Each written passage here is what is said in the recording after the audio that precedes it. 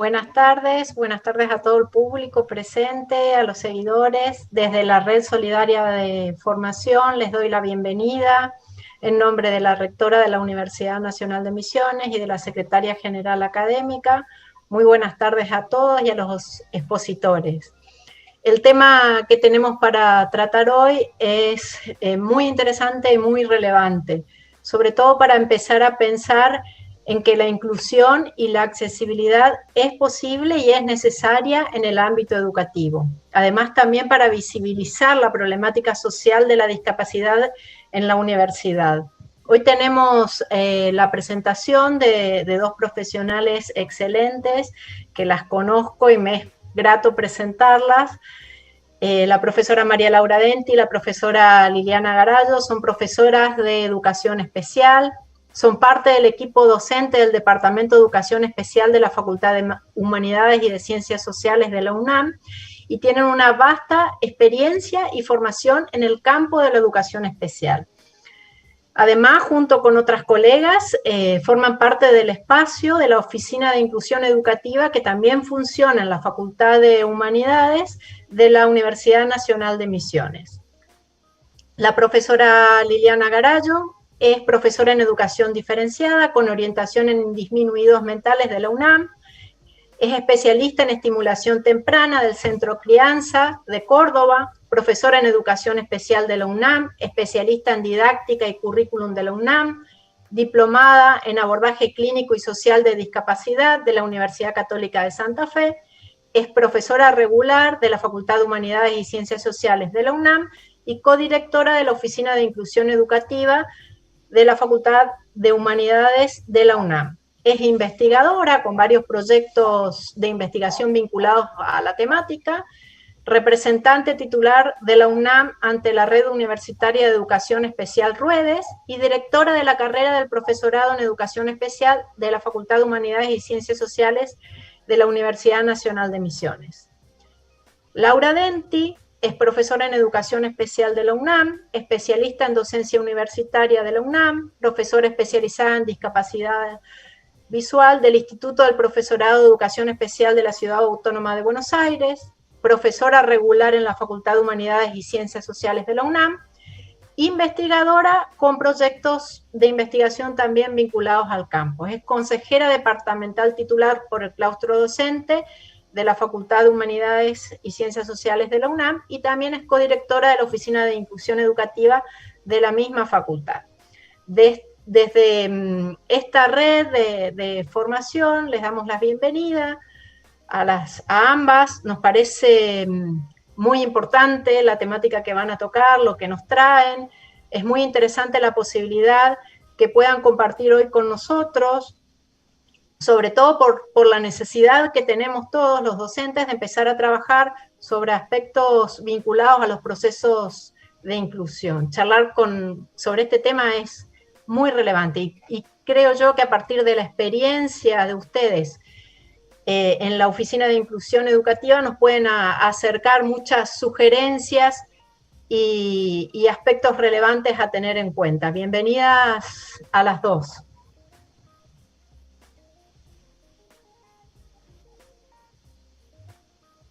Gracias.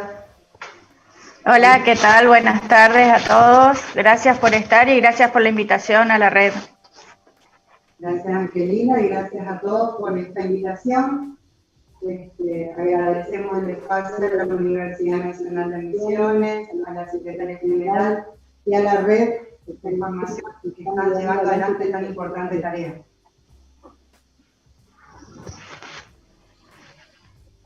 Muy bien. El tema que van a traernos hoy es súper relevante, así que cuando quieran puedan iniciar. Después de la presentación de ustedes vamos a dejar un espacio de preguntas y de comunicación con el público, así que cuando quieran pueden comenzar. Bueno, buenas tardes a todos, gracias por estar, acompañarnos en esta primera charla para nosotras. Nos parece sumamente importante poder compartir con ustedes esta charla que dimos en llamar Inclusión en la Universidad. hacer posible las condiciones de accesibilidad para estudiantes en situación de discapacidad.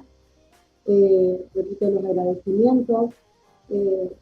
Somos miembros de la Oficina de Inclusión Educativa de la Facultad de Humanidades y Ciencias Sociales.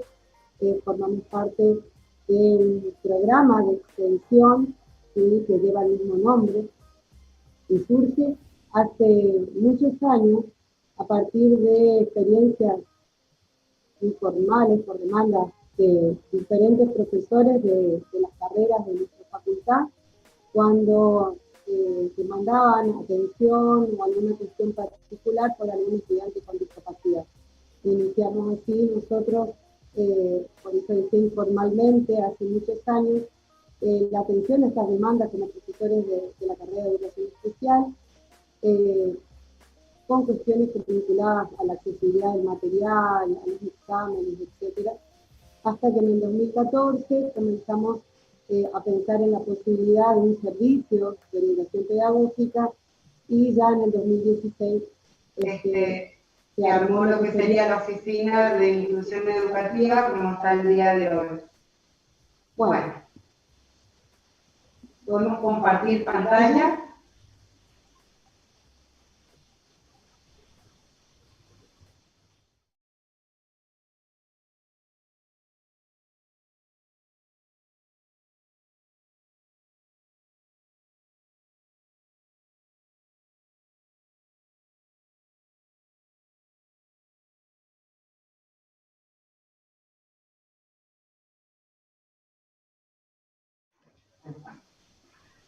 Muy bien. Muy bien. Como decía, el nombre de nuestra charla es Inclusión en la Universidad, hacer posible las condiciones de accesibilidad para estudiantes en situación de discapacidad. Vamos a la siguiente. En la actualidad, la inclusión educativa es de uso cotidiano en el sistema, ¿sí? Si bien en Argentina hace más de una década está legalizada y normatizada este término y esta posibilidad de inclusión a través de la Ley de Educación Nacional 26.206, cuyo paradigma se basa en este concepto en todos sus niveles, en el nivel superior, hace menos tiempo, ¿sí?, que se comienzan a formalizar estas acciones y cumplimentar las normativas que ya están establecidas. Es así que para lograr una inclusión educativa en cualquier nivel, hoy les invitamos a través de esta charla a poder pensar, diseñar, evaluar e implementar condiciones de accesibilidad académica, tecnológicas y arquitectónicas en estos ámbitos educativos. Y ojalá que podamos llevarlo no solo al ámbito de la universidad, seguramente en el público habrá personas que están en otros ámbitos educativos y que lo puedan transmitir también en ese lugar.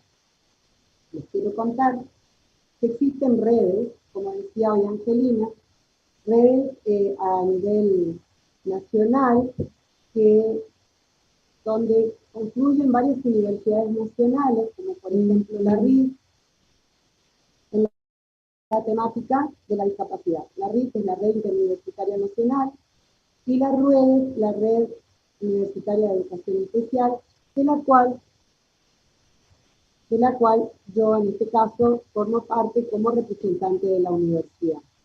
Estas redes hace muchísimo tiempo vienen trabajando en las cuestiones de accesibilidad y accesibilidad académica de estudiantes con discapacidad en el sistema educativo y puntualmente en el nivel superior.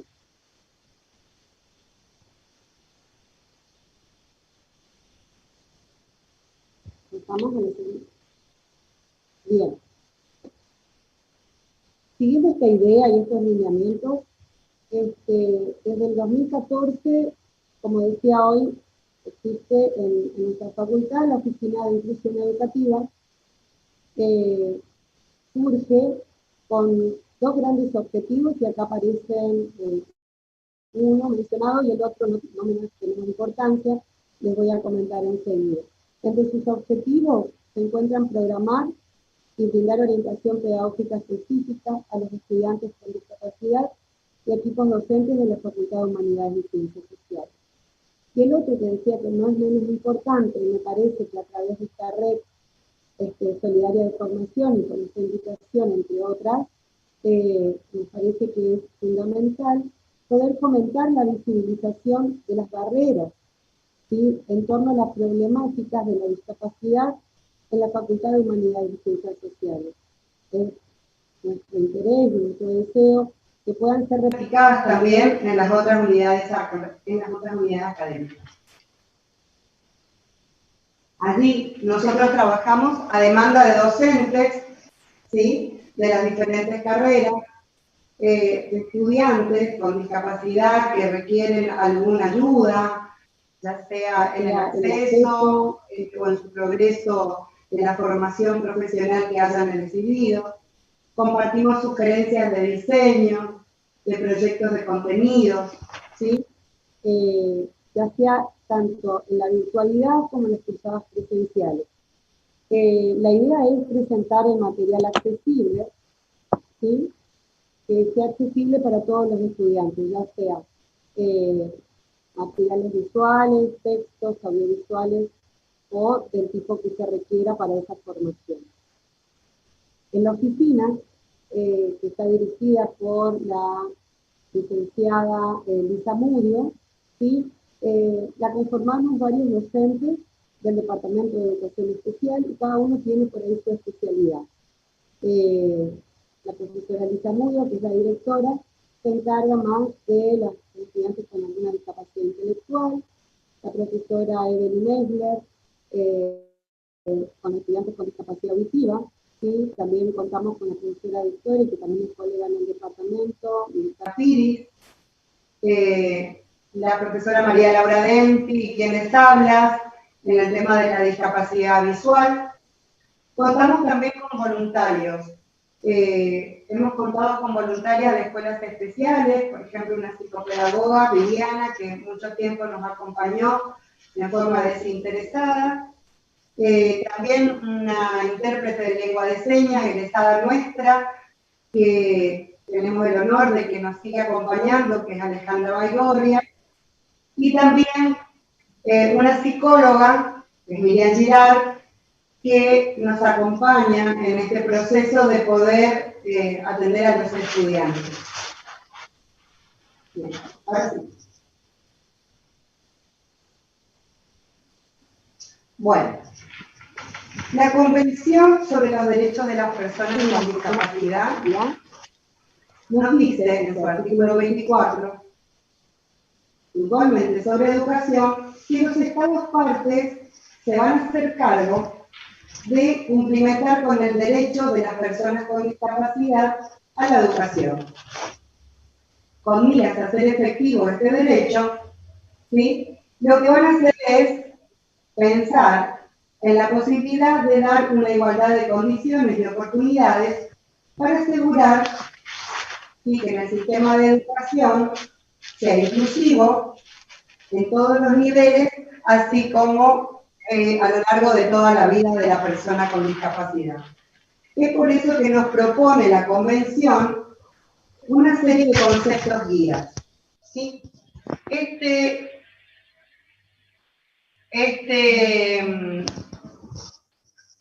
concepto que aparece en pantalla es el de ajustes razonables.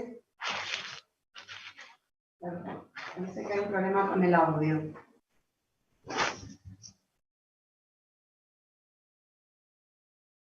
Bueno, vuelvo a repetir un problemita técnico, ya está solucionado.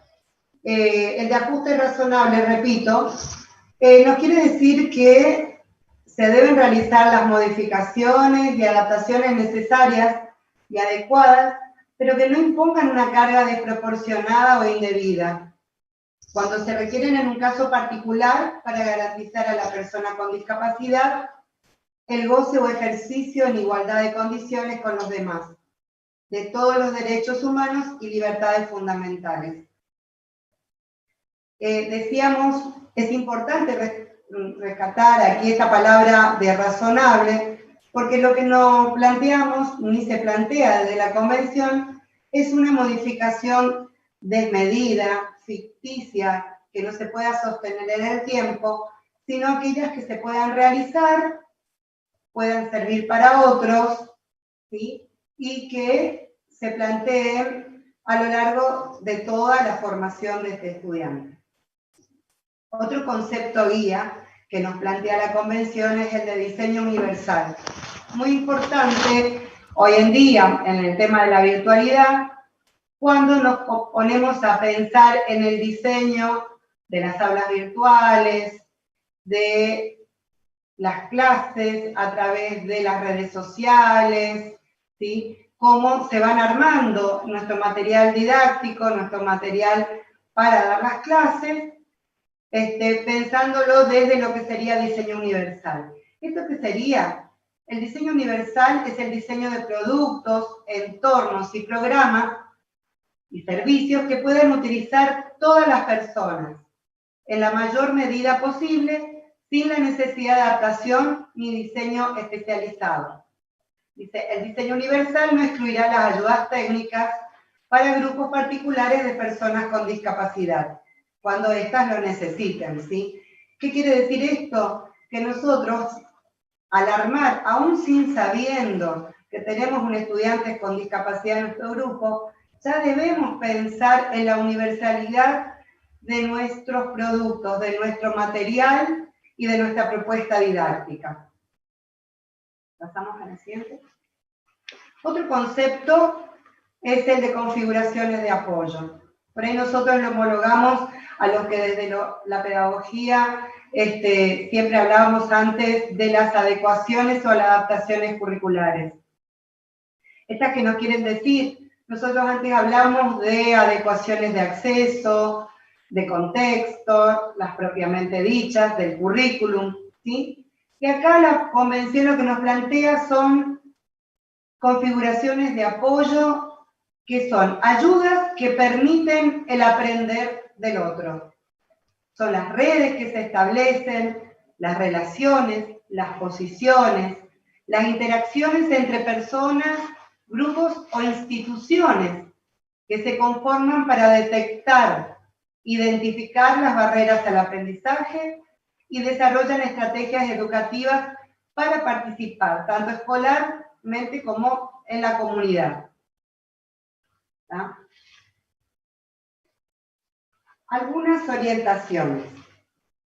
La Oficina de Inclusión Educativa, que está y funciona en la Facultad de Humanidades y Ciencias Sociales, y que agradecemos en este momento a nuestra decana, la magíster Gisela Espaciú, que desde el 2006 nos proporcionó un espacio para poder funcionar, porque nosotros trabajábamos en el Departamento de Educación Especial o en el espacio que pudiéramos encontrar, ¿sí?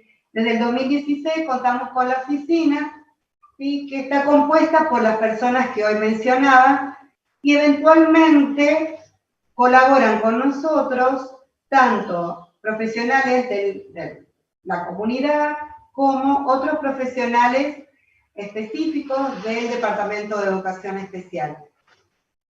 Lo importante es que puedan reconocer de que existe la oficina en la facultad, que más que nada hoy en día por la pandemia y esta cuarentena nos comunicamos a través del correo, ¿sí? oficinadeinclusión.fix@gmail.com, al cual pueden acercarnos sus dudas, sus preguntas, y nosotros derivamos al profesional que pudiera dar respuesta o asesoramiento a esa demanda. Bien. Es importante preguntarnos, y preguntar es una de las recomendaciones que siempre hacemos desde la oficina, preguntar si en nuestra clase hay algún estudiante en condición de discapacidad. Decimos nosotros preguntarlo sin miedo, sin temor, ¿sí? Sin vergüenza, y poder plantear de que si hay algún estudiante que tiene alguna condición de discapacidad y no quiero plantearlo en su clase, en el grupo, frente a sus compañeros, lo puedo hacer en forma privada, particular, pero es sumamente necesario para que nosotros podamos planificar una actividad, una clase o unas guías didácticas, como fuera, o la selección del material, para que pueda ser accesible a todo nuestro grupo de estudiantes. Lo que tenemos que dejar en claro acá es que la pregunta le tiene que quedar clara al estudiante que no es una pregunta para la discriminación, para discriminarlo dentro del grupo, que es muchas veces lo que nos plantean los estudiantes como discapacidad como un miedo.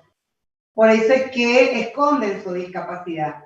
Porque muchas veces, en la presencialidad sobre todo, uno como docente se puede dar cuenta si algún estudiante tiene alguna discapacidad que sea visible. Digo que sea visible porque hay otras que no son visibles, ¿sí? Entonces el estudiante por miedo a ser discriminado la esconde. Y en realidad lo que tenemos que decirle es que lo que nosotros queremos es saber cuáles son sus necesidades, ¿sí? Para poder ayudarlo, brindarle una ayuda y pueda, digamos, realizar un progreso en su formación académica lo más adecuada posible. Bueno, ¿cómo hacemos esto nosotros como estudiantes de una carrera? Por ejemplo, si es que algún estudiante quiere hacer alguna demanda por algún compañero, o cómo hacemos esto nosotros docentes de una universidad nacional, esto de asegurar condiciones de accesibilidad educativa a los estudiantes con discapacidad.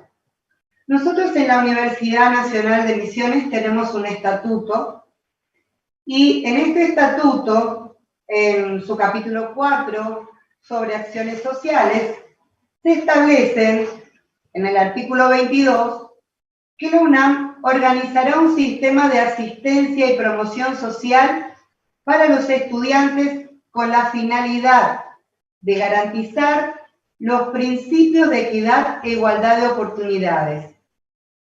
Y más específicamente, en el artículo 23, la UNAM proveerá los medios necesarios para garantizar la igualdad de oportunidades en sus diferentes ámbitos a los integrantes de la comunidad universitaria que padezcan algún tipo de discapacidad.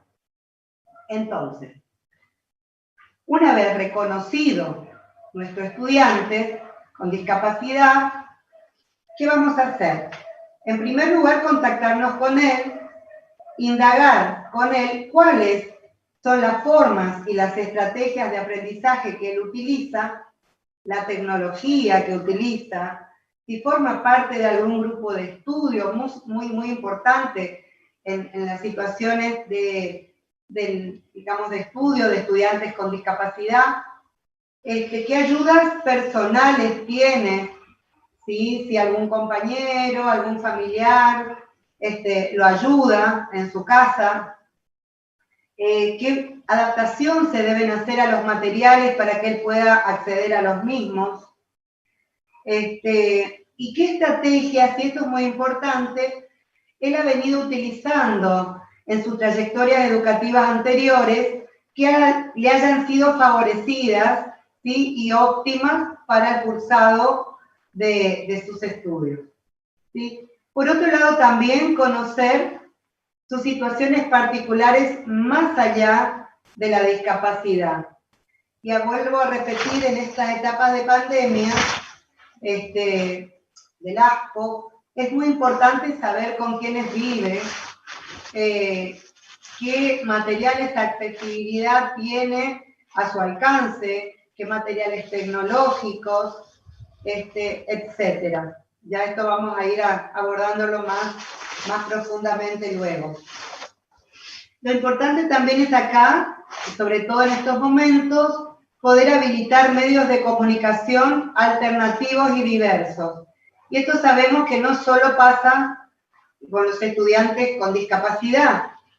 Hay estudiantes que no tienen una computadora, sus celulares no son de alta tecnología, Por eso es que nosotros decimos poder habilitar medios alternativos y diversos de comunicación, ya sea a través del celular, las aulas virtuales, las redes sociales, los grupos de WhatsApp, el correo electrónico, o hasta inclusive una llamada telefónica, que yo creo que no hay docente que en estos tiempos no lo haya hecho.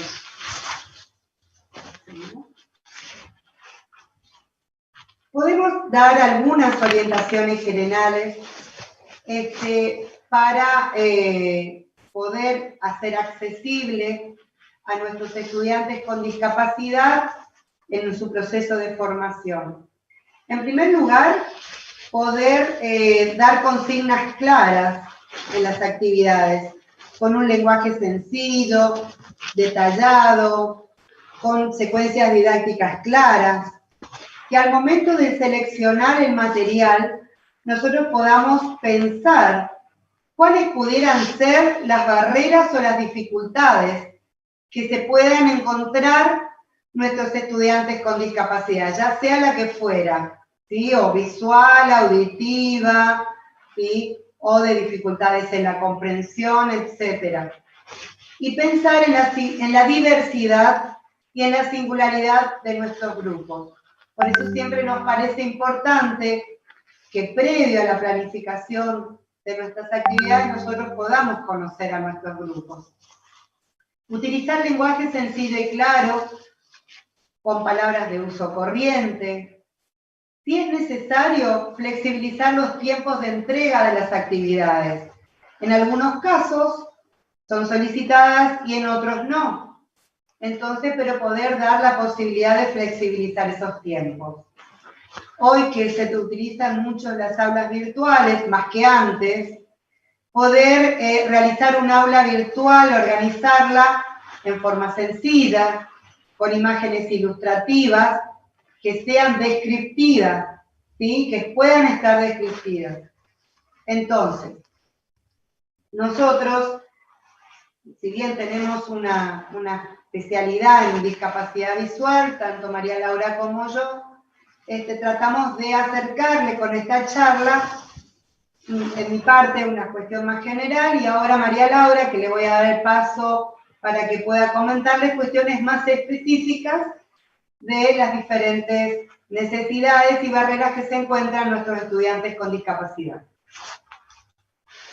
Bueno, gracias Lili.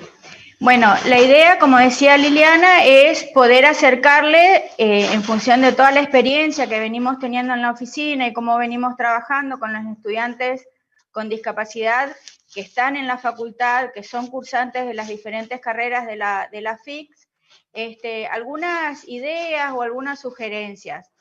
Por supuesto que no van a ser todas, porque hicimos así como un pequeño compendio y sobre todo queríamos dejarles algunas ideas principales y guías. Después, como ya dijo Liliana, estamos a disposición porque justamente la idea nuestra es poder trabajar en red con toda la universidad, porque para eso estamos.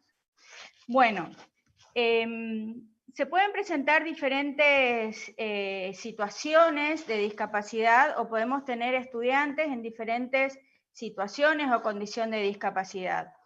Por ejemplo, en el caso que tengamos estudiantes con discapacidad física, que puedan tener dificultades desde lo motor, la mayoría de las dificultades que nosotros venimos observando son más bien de tipo de accesibilidad o arquitectónica, o de que los estudiantes se encuentran con barreras arquitectónicas. Muchos de ellos, por ejemplo, que se trasladan, o ya sea con asistencias mecánicas o con silla de ruedas, a veces, por ejemplo, el aula está en un cuarto piso y se cortó la luz del ascensor, entonces no pueden acceder. O sea que no tienen dificultades para acceder al conocimiento, pero sí a algo tan sencillo como es poder llegar al aula. Entonces, en ese caso, por ejemplo, en que nosotros tengamos estudiantes que tienen dificultades para desplazarse, está bueno pensar si sobre todo nuestro edificio, en el caso de Humanidades es así, tiene varios pisos, el poder solicitar de que las aulas o las clases se den en la planta baja. Entonces eso facilitaría muchísimo, o sea, algo tan sencillo como trasladar el dictado de una clase a una planta baja. Y en el caso de que tenga dificultades motrices, pero de lo que es miembros superiores, es esto, ¿no? Es indagar con el estudiante a ver qué recursos le resultan más cómodos. Por ahí de pronto no pueden tomar nota con un lápiz o con una virome porque por la rapidez, por la funcionalidad. Entonces está bueno permitirle, ya sea el tomar nota con una computadora, ya muchos lo puedan hacer, sino también grabar las clases. Está bueno poder darle esa oportunidad al estudiante. Hay muchos estudiantes o hay personas que tienen discapacidades motrices a nivel, digamos, por ejemplo, con las manos, y bueno, por ahí tienen adaptadores. Entonces está bueno indagar sobre eso. En el caso de los estudiantes con discapacidad auditiva o de las personas que tienen discapacidad auditiva, nos podemos encontrar con dos situaciones. Aquellos que tienen hipoacusia y aquellos que son sordos. En el caso de los que tienen hipoacusia, es muy probable que usen o que estén usando amplificadores auditivos o los audífonos. Y en el caso de los estudiantes sordos, de las personas sordas, muchos se comunican a través de lengua de señas. Lo ideal, y digamos lo contempla el estatuto y lo está contemplado en diferentes leyes, es que puedan haber intérpretes en las clases, que puedan acompañar. No siempre se da esta posibilidad porque, bueno, porque también se requiere de recursos económicos para poder sostener. Un solo intérprete no sirve porque son muchas clases, bueno, es toda una situación compleja. A veces las obras sociales pueden, depende de la obra social, pueden cubrir, pero bueno, se puede dar esta situación. En el caso de que, por ejemplo, tengamos un estudiante con hipoacusia, y más ahora que nosotros desarrollamos las clases de manera virtual, es bueno que podamos estar bien de frente a la pantalla, o en el caso de la presencialidad, frente a la persona, que podamos modular bien, sin exagerar, que tengamos buena luz en el caso de la computadora. Yo, por ejemplo, ahora en este momento, como estoy desarrollando la charla, mi imagen está muy pequeñita y si estuviera un estudiante también estaría pequeñito, entonces le sería un poco dificultoso.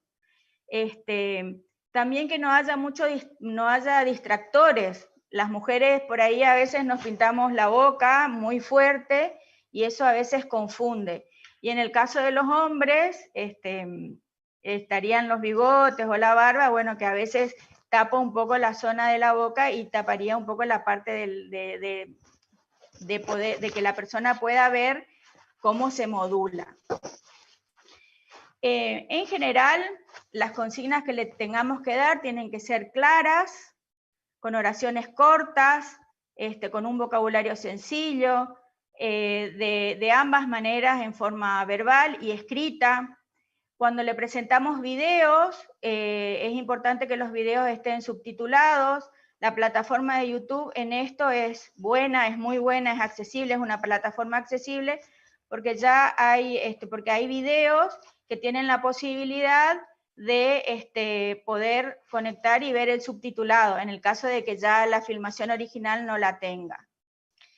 Tenemos que indagar a ver si el estudiante tiene apoyos externos, como decía, un intérprete u otro tipo de apoyos externos, para poder tener algún contacto con esa otra persona que le hace apoyo y poder así enriquecer todas las estrategias que podamos pensar de enseñanza para este estudiante. Sí o sí, digamos, más allá de que el estudiante se maneje ya sea con lectura labial o lenguas de señas, es importante que tenga competencias en lo que es la lectura y la escritura, ya que está cursando un nivel universitario, se está formando para ser un profesional. Hay una app que está buena, que nosotros la conocimos a través de propia, de tener una estudiante con hipoacusia, que la utilizaba en las clases, que la bajan ellos al celular, se llama Háblalo. y reconoce la voz y le pasa textos. Entonces el estudiante, en este caso nuestra estudiante, leía todo lo que nosotros íbamos diciendo. Bueno, en el caso de los estudiantes que tengan dificultades en los aprendizajes o en la comprensión de texto, algunas ideas o algunos tips podrían ser, por ejemplo, el utilizar textos alternativos, síntesis de capítulos o artículos. Muchas veces, y es lo que está pasando ahora, nosotros, por ejemplo, en las asignaturas que nosotros damos, teníamos mucho material impreso. Entonces ahora lo estamos o digitalizando o buscando material alternativo que ya esté digitalizado. Y muchas veces encontramos de un mismo tema, de un mismo contenido, textos por ahí que son un poco más complejos y otros que son un poco más sencillos con un vocabulario como más amigable. Técnico, pero más amigable. Entonces, esa es una posibilidad, digamos, poder buscar textos con contenidos, con el mismo contenido, pero un poco más accesibles o sencillos. Las consignas que le demos, además de ser consignas sencillas, sin dejar de darle los contenidos que tenemos que darle, pero explicados o presentadas de una manera sencilla, dividida, o sea, microactividades, poder darle flexibilidad para la presentación del trabajo y que tenga flexibilidad también en la presentación en cuanto a los tiempos de presentación. Evitar la superposición de consignas. Muchas veces cuando le damos muchas consignas al mismo tiempo, a veces se produce dificultad, entonces cuando vamos como subdividiendo, eso puede ayudar. Y esto que decía Liliana, ¿no? La posibilidad de que los estudiantes formen grupos y que los trabajos se puedan realizar en grupos. Nosotros una de las cuestiones también con la que trabajamos en la oficina es con los mismos estudiantes, los tutores pares, que son los que ahora no, pero en los tiempos, digamos, de presencialidad, muchas veces se juntan, estudian juntos, leen los textos, entonces es un gran apoyo. Bueno, entramos acá a nuestro tema, ya es a lo que nos gusta hablar, que es el de discapacidad visual. Como ya lo dijo Angelina y como comentó Liliana, nosotros hace más de 20 años que nos dedicamos, que estamos trabajando en educación especial y específicamente en lo que es discapacidad visual, acá tanto en la universidad como en el Centro de Rehabilitación del Ciego. Así que alguito de experiencia podemos, o por lo menos algunas sugerencias podemos dejarles.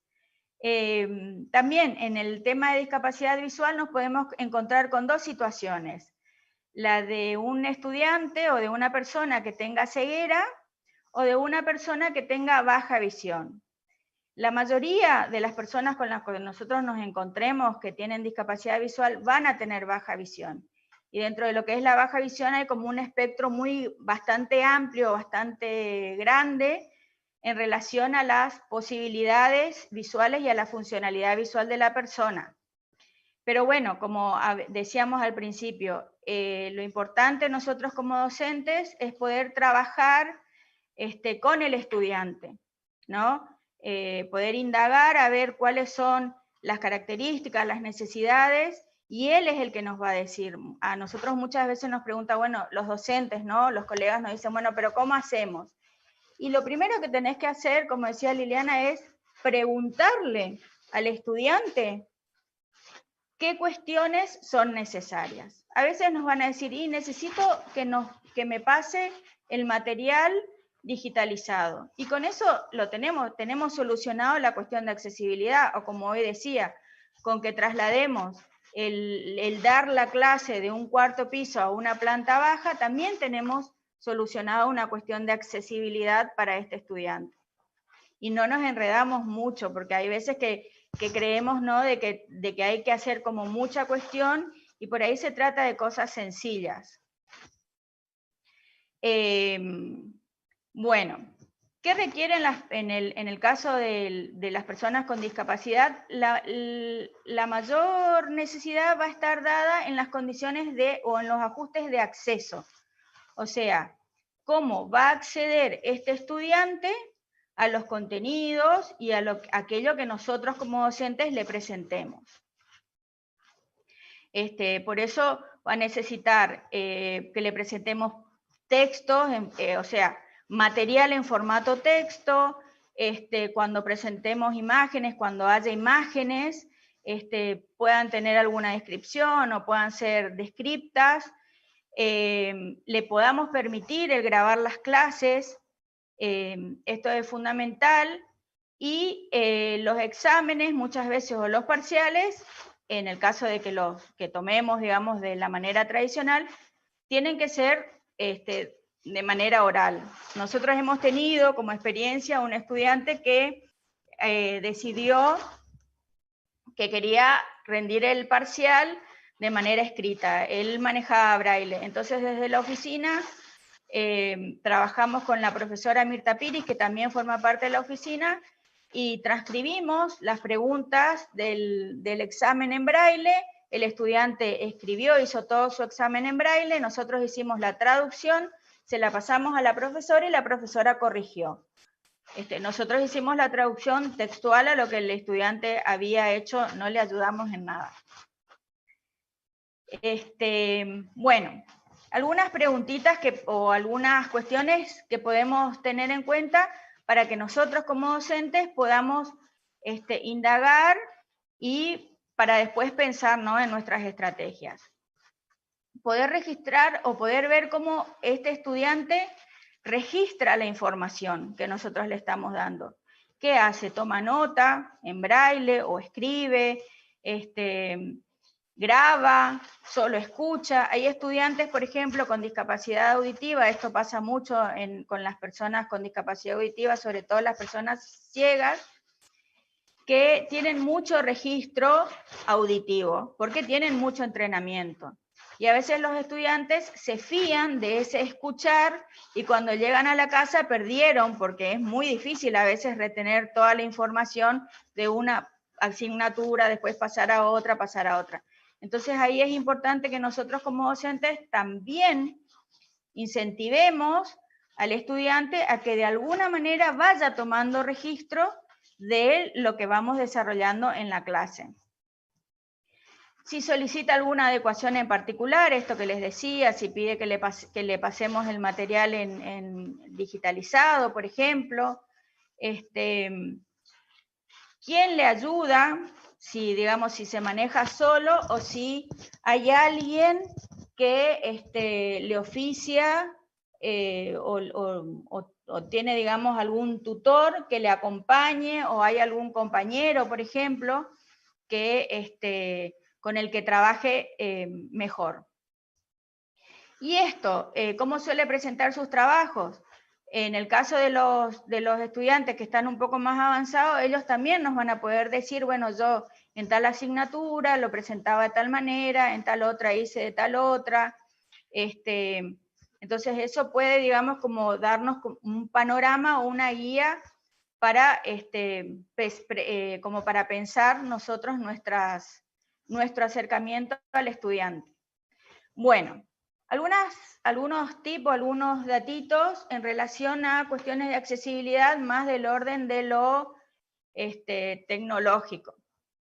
Así como una aclaración entre paréntesis, nosotras somos docentes de educación especial y justamente por la característica de nuestra carrera, en nuestro acercamiento hacia la persona, hacia el sujeto con el que trabajamos, es muy presencial. Entonces, este tiempo de ASPO, este tiempo que estamos viviendo, a nosotros nos ha puesto en una situación de poder indagar y poder ver y acercarnos un poco más a la tecnología para ver de qué manera podemos, digamos, seguir ayudando y accesibilizando nuestro contenido, aquello que querramos enseñar, para con los estudiantes en general, porque estos datos que nosotros les estamos dando también sirven para poder adaptarlos a nuestros estudiantes. Como decía Liliana hoy, la situación es muy particular la que estamos viviendo, así que nos puede ayudar. Así que no somos muy tecnológicas, estamos aprendiendo, pero son cosas que nos vienen ayudando a nosotros para adaptar y hacer más accesible nuestras clases, ya que en este momento también tenemos 2 estudiantes con discapacidad visual en nuestra asignatura. Bueno, en cuanto a las redes o a las plataformas más comunes, estas que vemos en pantalla son de las más accesibles, de las que ellos mencionan que si bien no son completamente accesibles, pero sí son plataformas amigables. Netflix, que bueno, en nuestro caso no sirve mucho, pero está YouTube, como les decía, YouTube es una plataforma muy accesible, que además uno puede bajar material, que está el subtitulado, que lo pueden escuchar. Bueno, Gmail, Facebook, hay muchas personas con discapacidad visual que usan Facebook y se comunican a través de Facebook. Y bueno, y las plataformas con las que nosotros podemos dar clases, Google Meet y Zoom. Ellos dicen que Zoom para ellos es más fácil de poder utilizar. ¿Qué pasa? En el caso de la discapacidad visual, hay software que se instalan, ya sea en las computadoras como en los teléfonos, que lo que tienen es un sintetizador de voz, que todos los comandos o las posibilidades o lo que la persona escribe, lo repite en voz.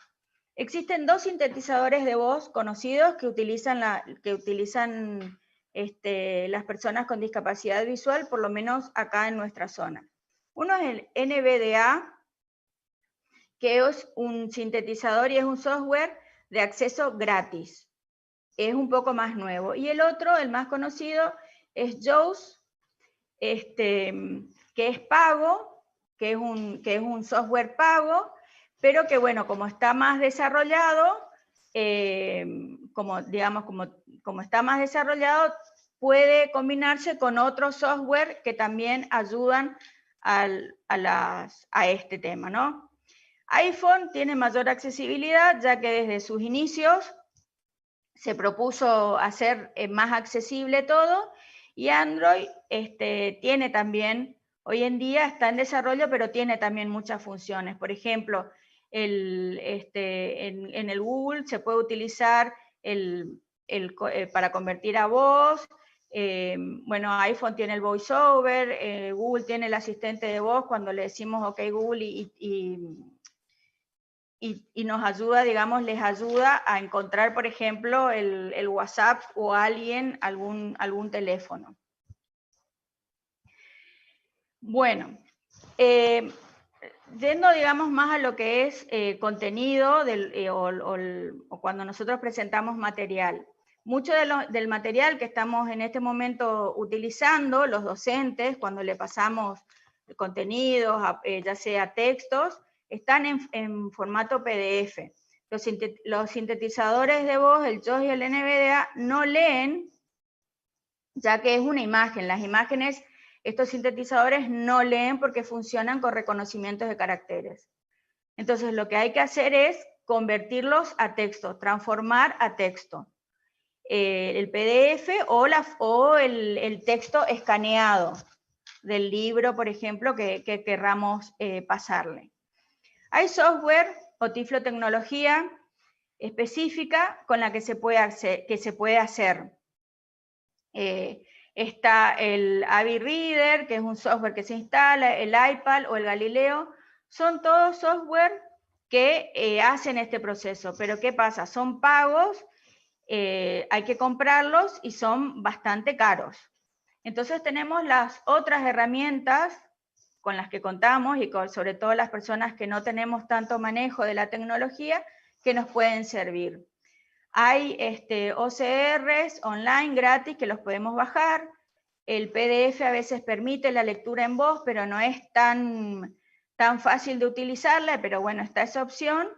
Y después tenemos el Drive, y el Google Fotos. Nosotros en este momento estamos utilizando eso y nos ayudó muchísimo. En el caso del Drive, cuando se sube la imagen, uno va al botón derecho y en Documentos Google transforma esa imagen en el texto. Lo que tenemos que hacer después es corregir el texto, ya que a veces, bueno, hay como discrepancias o si tiene alguna imagen no lo registra, pero bueno, esa es una opción. Y después con el celular, sacar la foto y una vez que está en la nube, en el Google Fotos, acá está señalizado, digamos, a donde está este cuadradito, uno va, cliquea ahí y te permite señalizar el texto, copiarlo y después pasarlo al Word. Entonces te queda esa foto de ese texto en formato texto que sí va a ser legible por el sintetizador de voz. Los lectores de pantalla no diferencian colores, sí cuando pensemos en material tiene que haber buenos contrastes, en el caso de las películas, o cuando presentemos imágenes, tienen que estar descriptas verbalmente o con una pequeña aclaración escrita de qué es lo que se está viendo o de qué es lo que hay. Un dato importante que queríamos dejarles es el de la ley 26.285, que habla sobre la exhibición del pago de los derechos de autor para la distribución, para lo que sea reproducción en la distribución de materiales de científicos o literarios cuando van a ser cuando van a ser para personas con discapacidad. Está bueno si hay alguna persona que se dedica a la cuestión legal que pueda indagar más en profundidad, porque esto es una cuestión que no solamente en la cuestión de discapacidad nos atañe, sino de manera general. Es un dato para tener en cuenta. En el caso de las tablas o de las fórmulas matemáticas, el JAWS por sí solo o el NBA por sí solo no lo van a leer. Entonces, para eso se utiliza otro software que se llama Edico, que es de la Fundación 11, que sí permite leer los gráficos o las fórmulas matemáticas. Esto como más específico. Bueno, y finalmente, en lo que a baja visión se refiere, además de todas estos software o esta tecnología de ayuda, es importante tener en cuenta que cuando vayamos a presentar un material, utilizar Arial o Verdana entre 2 y 36 con interlineado doble para que sea de mayor legibilidad, no más grande porque si no se pierde la imagen. En lo posible no usar la cursiva o subrayados o mayúscula de manera sostenida, porque tampoco el lector lo va a leer y va a confundir a la persona que está viendo, que esté alineado a la izquierda o justificado, el número de páginas se pone arriba en rojo, y bueno, y los PowerPoint que presentemos también, que sean sencillos, con contraste, utilizando estas letras que decíamos. El Power tiene la opción de grabar también el texto. Nosotros utilizamos y diseñamos este Power especialmente de la manera lo más sencilla posible para que sea como ejemplo, como un ejemplo de un Power accesible. Bueno, muchas gracias. Esperamos de que estas pequeñas sugerencias o estas pequeñas ideas hayan servido para algo, abran una puerta para poder pensar, digamos, cuando tenemos estudiantes con discapacidad, y estamos a disposición. Nuestra idea, como decíamos, es la de poder trabajar en red y en todo lo que podamos colaborar, estamos para eso. Si bien la oficina funciona en la FIX, en la Facultad de Humanidades, nosotros somos de la Universidad Nacional de Misiones. Muchas gracias.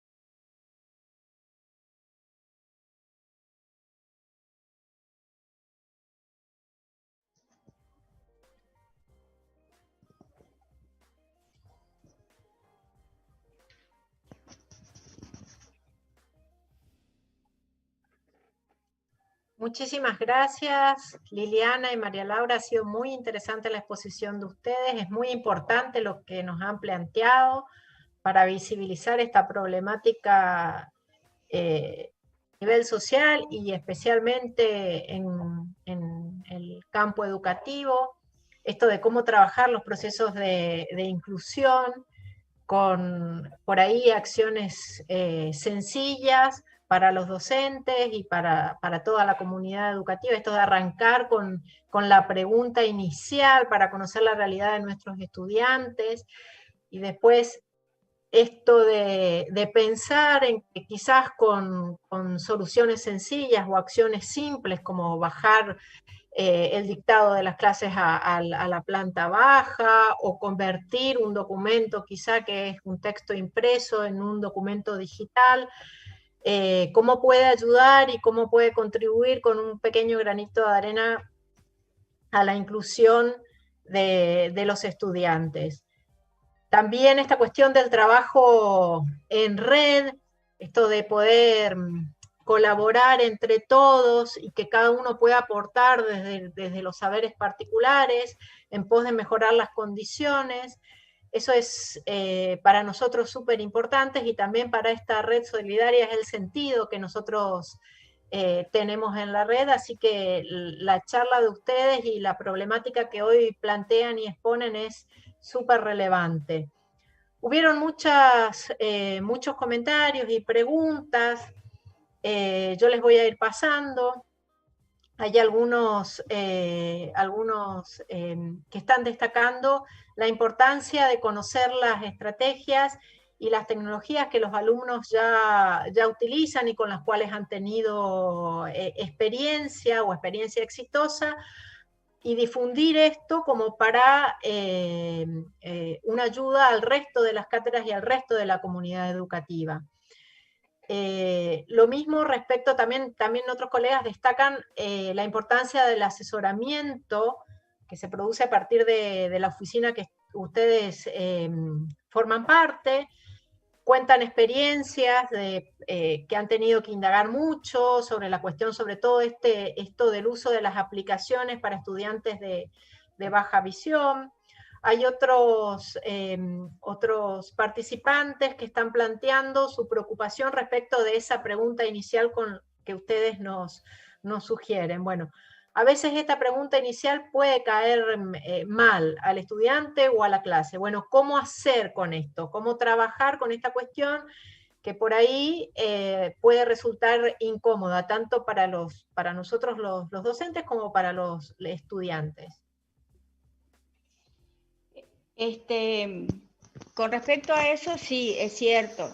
Y es un trabajo, es algo que digamos, que yo creo que a medida que pase el tiempo y que se naturalice un poco más, se van a ir superando, ¿no?, estas barreras, pero que es necesario poder indagar. ¿Por qué? Porque eso es lo que nos va a permitir acercarnos al estudiante desde otro lugar.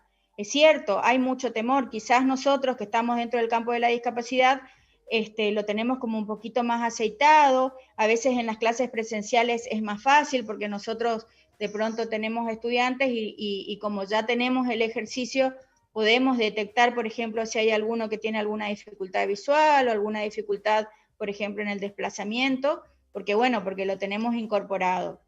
Pero como decía, hay que tratar de poder vencer esa barrera y de poder preguntar. No hace falta, digamos, ser por ahí tan explícito, pero sí decir, bueno, yo tengo como política, como docente, el poder hacerlo más accesible mis clases. Entonces, si hay alguna estudiante que necesite alguna adaptación, alguna adecuación en particular, después de manera privada se puede acercar, podemos charlarlo, para poder ir viendo y buscando las estrategias que nos acerquen al objetivo.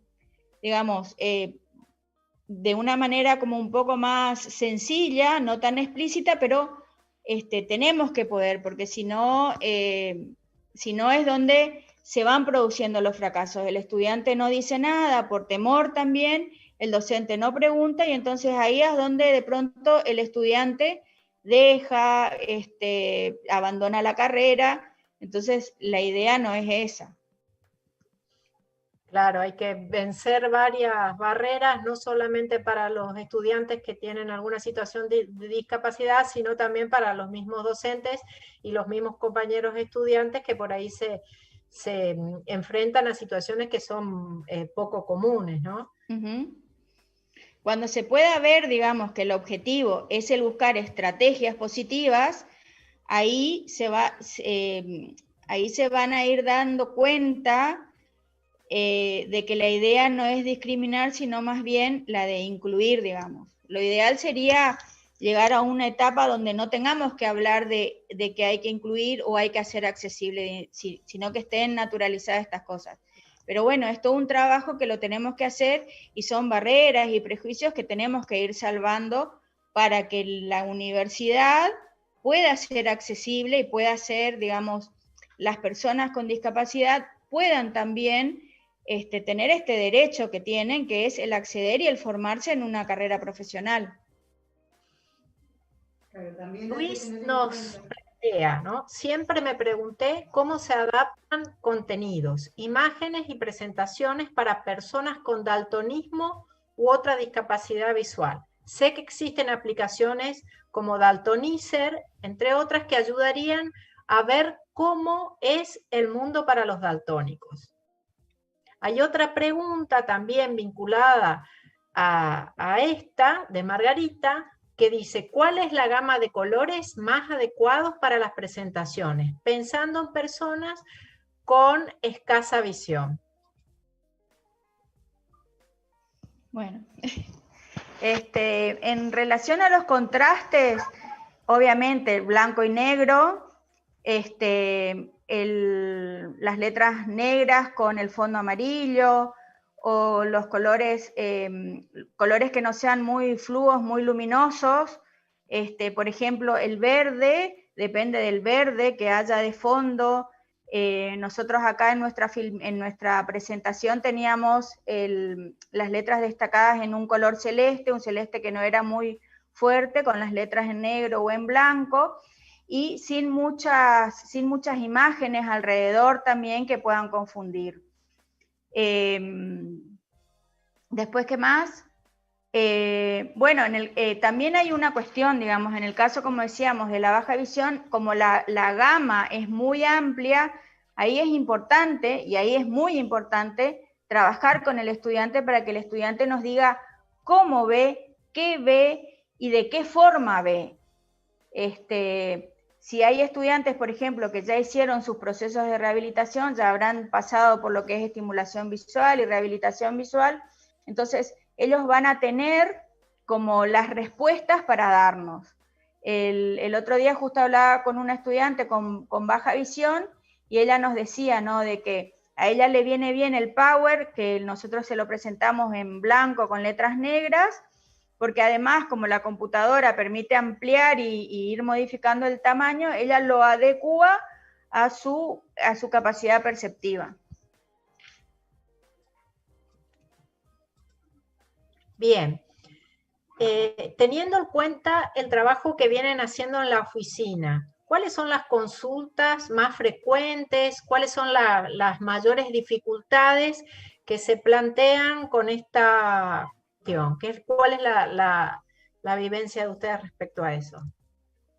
Bueno, tanto en la presencialidad como en la virtualidad es el acceso a la bibliografía, ¿sí?, a los materiales, poder hacer accesible, por ejemplo, esto que mencionábamos hoy, que el profesor plantee que lean del libro tal. Hoy en día, con el tema de que todo lo tenemos que hacer virtual, de alguna manera se va solucionando esto, ¿no?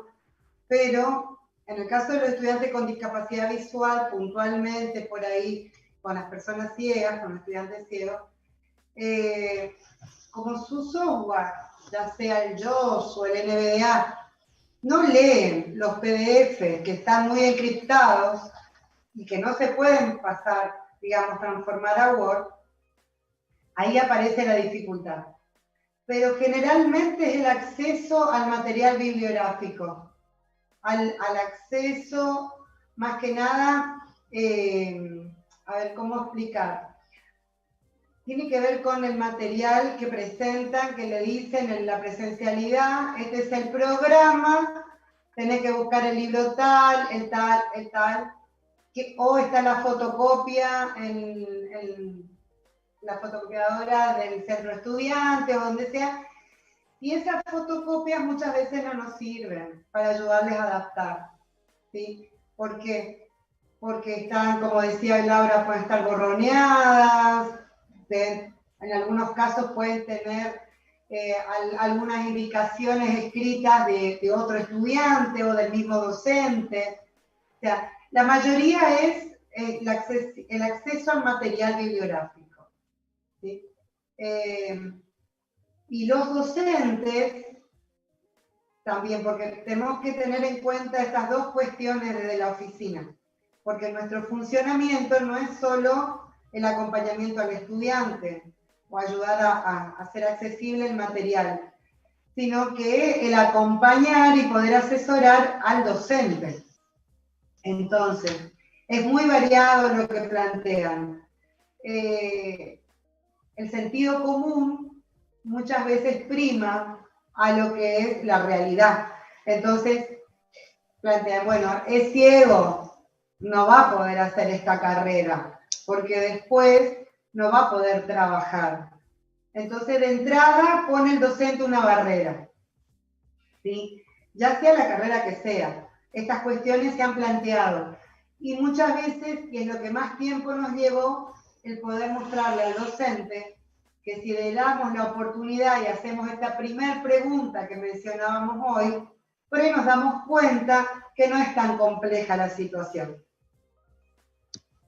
Una cuestión importante por ahí que no la mencionamos es que cuando nosotros hablamos de hacer accesible, digamos, todos los procesos de enseñanza y de aprendizaje, también se establece como una especie de contrato. No solamente es obligación del docente poder hacer accesible el contenido, las estrategias, todo aquello que pensemos, sino también que el estudiante tiene la obligación como estudiante en general de poder ir tomando eso que le damos e ir también trabajando, porque si nosotros de pronto le damos todas las condiciones de accesibilidad, él requiere el material, le damos acceso al material, le damos tiempo, le damos la posibilidad de que elija las estrategias para rendir, para presentar un trabajo, pero así todo, el estudiante no las va tomando, bueno, ahí también una responsabilidad compartida en cuanto al avance. También no tenemos que tener temor de poder ir haciendo esos señalamientos como docentes. Sobre esta cuestión que dicen que el asesoramiento y la ayuda también es para el docente, bueno, a mí particularmente siempre me interesó conocer o saber qué hacemos los docentes o qué pasos seguimos, cómo encaramos esta cuestión. Por eso quería preguntarles si podían ampliar un poquito esta idea de adaptaciones curriculares, o al menos hablar sobre ello, o darnos alguna recomendación de cómo encaramos la cuestión, qué pasos seguimos, hacia dónde vamos. En primer lugar, nosotros hoy ya hablamos más que de adecuación curricular, hablamos de estos ajustes razonables. Hoy hablábamos de estos conceptos que la Convención nos trae y que nos permiten organizarnos en esta situación. Por eso decía razonable, no es desmedido, no significa que yo voy a sacar un contenido mínimo de mi programa, digamos, o del plan de estudio, porque este estudiante no va a tener acceso directamente a este contenido, sino ¿qué es lo que voy a hacer? En primer lugar, repito nuevamente, es conocer a mi estudiante, ver cuál fue su experiencia anterior, estamos en un nivel superior, se supone que ya tuvo una trayectoria educativa en otros niveles, ver qué pasó en los otros niveles. Y poder plantear, bueno, estas son tus necesidades, estas son las condiciones de esta carrera, de esta asignatura. Bueno, vemos cómo podemos hacer accesible para que vos puedas, digamos, tanto ingresar como hacer tu progreso en esta formación. Por eso decimos nosotros es importante cuando el docente detecta a un estudiante, o nosotros, a veces van los estudiantes a la oficina y nosotros hacemos el camino inverso. Somos nosotros los que vamos al docente, porque el docente no consultó. Entonces, mira, se acercó tu estudiante con estas características, contanos, porque nosotros la especificidad de las otras carreras no manejamos, pero sí por ahí estas cuestiones de adaptaciones que se puedan realizar. Y ahí juntos con este docente pensamos entre la especificidad y lo que se deba adaptar por las características de este estudiante o las necesidades de este estudiante, juntos ayudamos a planificar y a pensar en cómo hacer accesible esta formación a este estudiante. Bien, muchas gracias, Liliana. María pregunta si en la Facultad de Humanidades disponen de la carrera Lenguaje de Señas. En la facultad está la carrera de intérprete de lengua de señas. Sí, está. Creo que este año no se abrió una corte, pero sí funciona. Por ahí lo que sería interesante es después nosotros podríamos copiar nuevamente la dirección de correo electrónico para que cualquier miembro de la comunidad educativa pueda acercarse a la oficina y consultarles o hacer el pedido de asesoramiento. Yo pienso que el trabajar en equipo es muy relevante. Y me queda, por ejemplo, todo esto que ustedes están planteando de la cuestión de acceso a los materiales, que es por ahí la mayor dificultad que comienza a aparecer o lo que más se repite. Bueno, yo soy diseñadora y desde ese lugar observo que el diseño universal es el camino. No es una cuestión sencilla, porque aunque se planteen los materiales sin considerar que existe algún estudiante con discapacidad, igual se está incumpliendo cuestiones que hacen a ese diseño universal accesible para todos. Entonces, por ahí lo importante de constituir equipos en donde cada uno pueda aportar desde ese lugar y de las producciones que se puedan generar, los documentos, los archivos, sean accesibles para todos, ¿no? Eso. Fíjate ahora, por ejemplo, en este tiempo, ¿no? Que hablábamos, ¿no? Que el estudiante por ahí con discapacidad visual o el estudiante con discapacidad por ahí requiere mucho de material digitalizado. En este tiempo que estamos viviendo, no es una condición o no es una situación que se da solamente con el estudiante con discapacidad, sino es algo que tiene que ver con toda la forma en que estamos hoy llevando a cabo nuestras clases, ¿no? Y esto que decías, ¿no? El trabajo de poder trabajar en redes, y es cierto, ¿no? El aporte que puede hacer el diseñador gráfico, porque nosotros no somos especialistas en diseño. Nosotros podemos aportar el contenido, el diseñador puede aportar desde su disciplina lo específico. Como decíamos, el tema de la ley, lo legal, en este momento también, y al tener que accesibilizar determinado material, es importante la asesoría y el acompañamiento desde lo legal, porque no es así nomás por las cuestiones de derecho de autor y cuestiones legales que uno saca fotocopia de algo y lo sube a la red y le da a los alumnos. Entonces, hay todo un trabajo que se puede hacer en red y más digamos, en este tipo, ¿no? En este tipo de instancias como la de ahora y como hay varias instituciones del campo educativo que cada uno puede aportar desde su lugar, que va a enriquecer el trabajo y que va a favorecer, digamos, no solamente la cuestión de la inclusión para las personas con discapacidad, sino a toda la población de la universidad. Hoy creo que en esta etapa, una cosita nada más, de pandemia, el tema de la accesibilidad va más allá de la estudiante con discapacidad. Yo creo que muchos de nuestros estudiantes, de acuerdo a su condición social, de acceso a la tecnología, de acceso a todos los materiales por más adaptaciones que podamos hacer, están con una dificultad de accesibilidad bastante importante.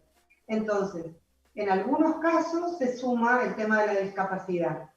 Y nuestra idea con esta charla fue por ahí transmitirle algunas ideas como para comenzar a pensar, por lo menos, en esta posibilidad de conocer a nuestro estudiante.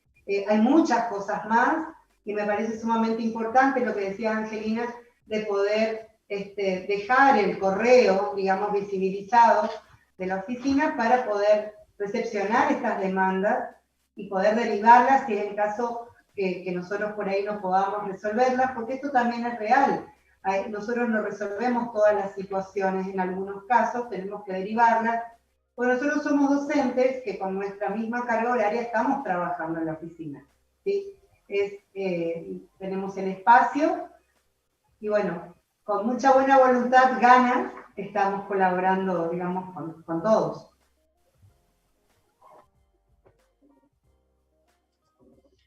Bueno, muchísimas gracias a las dos, les agradezco mucho en nombre de la red. Yo creo que el objetivo de plantear el tema, ponerlo en discusión y ponernos por ahí en situación de pensar, que es una obligación nuestra, generar estas condiciones de accesibilidad y de inclusión, y que muchas veces las podemos resolver con acciones sencillas. Otras veces quizás tenemos que recurrir a la consulta, al trabajo en redes, al trabajo en equipo, pero es sumamente importante que empecemos por ahí a transitar estos procesos que nos van a hacer bien a todos, más en este tiempo en donde las condiciones están difíciles para todos.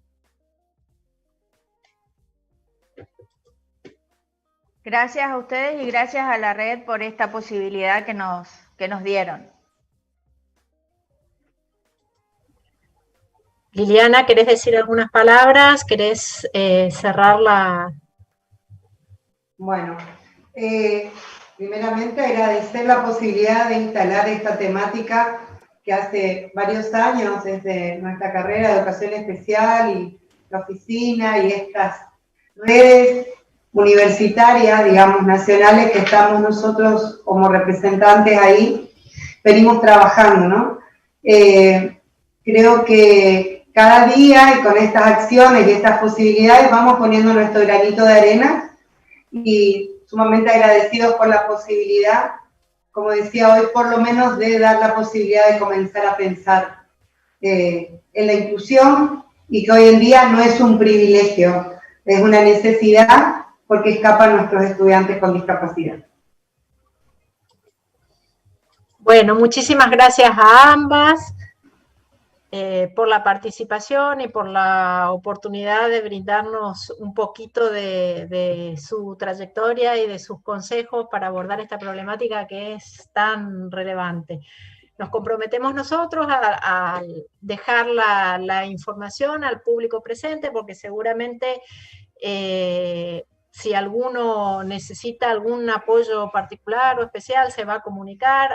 Hay varios asistentes que preguntaron, comentaron y destacaron la importancia del desarrollo de esta temática. Así que el espacio está abierto. Muchas gracias por su participación, María Laura y Liliana. Un gusto tenerlas en la red. Gracias a ustedes. Bueno, y agradezco a todo el público presente. Hoy nos escucharon desde varios lugares de la provincia y del resto del país también.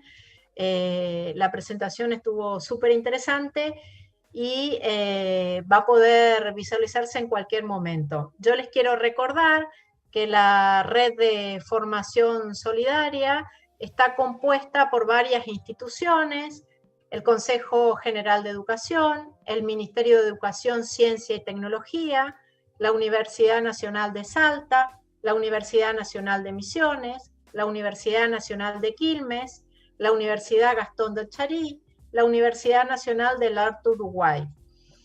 Es una red que en forma constante está funcionando y llegando a ofrecer este tipo de encuentros gratuitos y que además quedan disponibles para que ustedes puedan visualizarlos en el momento que sea. Así que es un material súper interesante.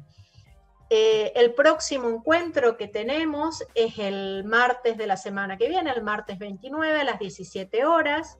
La profesora Nora Dali de la Universidad Nacional de Quilmes nos presentará una conferencia titulada Opciones de la práctica para evaluar a distancia, un tema muy vinculado con la situación que estamos viviendo ahora de virtualización de la educación. Así que los esperamos a todos en el próximo encuentro, martes 29 a las 17 horas.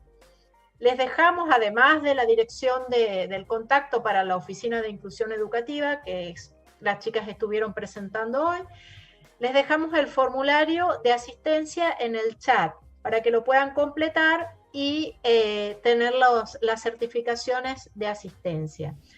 Además, a los que por ahí son nuevos, les recuerdo que no se olviden de suscribirse al canal. Es un canal muy interesante para recibir notificaciones y para estar al día con cuestiones de actualización.